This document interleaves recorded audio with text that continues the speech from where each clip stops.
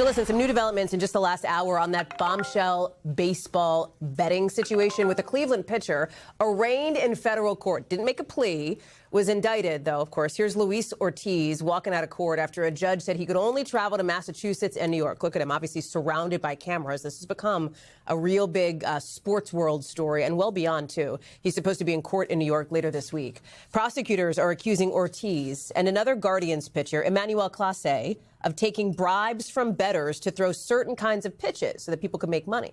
By doing that, the indictment says they made their alleged co-conspirators at least $460,000. Clase's attorney says his client is innocent and looks forward to clearing his name in court. The lawyer for Ortiz says his client has never and would never improperly influence a game, not for anyone and not for anything. And in just the last hour, we heard a new move from the MLB. They're going to limit bets on individual pitches in response to this whole controversy.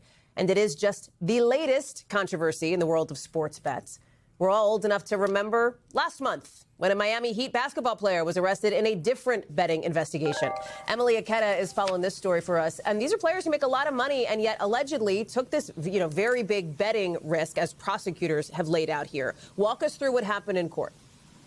Yeah, so it was largely a procedural day in court, Hallie, but you see that image of Luis Ortiz walking out of court, hood up, not responding to questions. Certainly a jarring visual, the star of the sport, now facing federal charges alongside Emmanuel Clase. We know that Ortiz, he's not allowed to leave Massachusetts or travel beyond Massachusetts and New York. His passport has been surrendered. He'll be back in court tomorrow. At this point, he has not entered a plea, but we know that his attorney, along with Clase's attorney, has both said that they are innocent. They are not guilty of what prosecutors are alleging, which, as you described, they basically were agreeing, according to prosecutors, to throw balls rather than pitches in some games to tip off bettors who are then placing these prop bets, these live action bets, and getting away with a lot of money. Since 2023, we're talking more than $450,000. But the players, their number appears to be a bit smaller, in the range of around $5,000 for a pitch,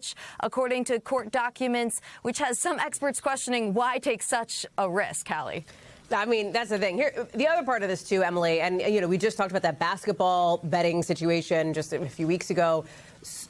Sports betting scandals are not new. What is new, I think, is the growth of, online sports betting, the way that betting has become so synonymous in so many ways, sanctioned in large part by those in and around these leagues, at least tacitly here. Help us understand, that dynamic, how one plays off the other. Well, certainly sports betting has really ballooned into a $10+ billion industry since the Supreme Court struck down the federal ban in 2018. And one of the things we're really seeing a rise in are these things called prop bets, or even micro bets, which are these specific bets, live action games on an event like a pitch and whether it's going to be a ball or a strike versus the outcome of a game. And actually, just breaking news within this evening, Hallie, we're learning that MLB and major sports books are agreeing to start limiting bets to $200 as it pertains to individual pitches and ban parlaying them, as in the wake of these allegations against Ortiz and Clase. Ohio's governor sharing that they think that other sports should be paying attention to this and following suit with such measures.